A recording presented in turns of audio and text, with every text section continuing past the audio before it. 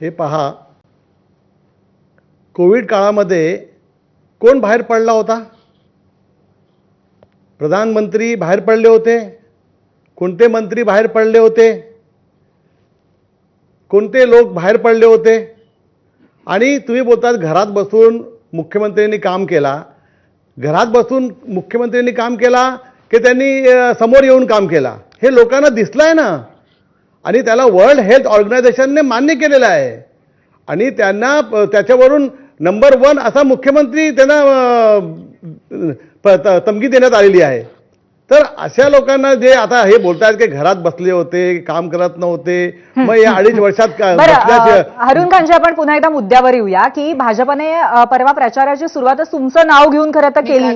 त्यामुळे या पार्श्वभूमीवरती तुम्हाला असं वाटतंय की हा जो मुद्दा सुरू केलेला आहे भाजपने, त्याचा कुठेतरी फटका बसेल ठाकरे गटाला या संपूर्ण निवडणुकीमध्ये? हे बघा, हे पहा, जे मुद्दा त्या लोकांनी घेतलेला आहे, मी हरून खान आहे आणि मी खान या नात्याने निवडणूक लढलो.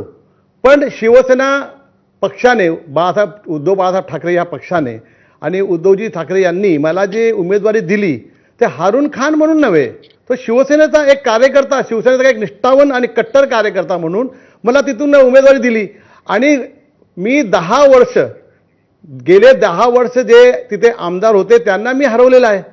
आता तुम्ही विचार करा, तिथे मला 65,000हून अधिक मतदान मला झालेलं आहे आणि त्यांना 63,000 मतदान झालेलं आहे.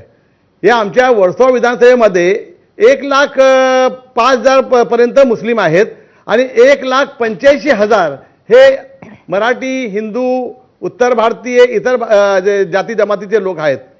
मला जे मतदान झालं तिथे जो पर्सेंटेज आहे ती 46% आहे. जर तुम्ही पकडलं की 46% मुस्लिम लोकांनी मला मतदान केलं तर मला 46,000 मतदान झालं पाहिजे होता. मला झालेलं आहे 65,000. मग ते बाकीचे जे मला जो मतदान झालेलं आहे तो कुठून आला?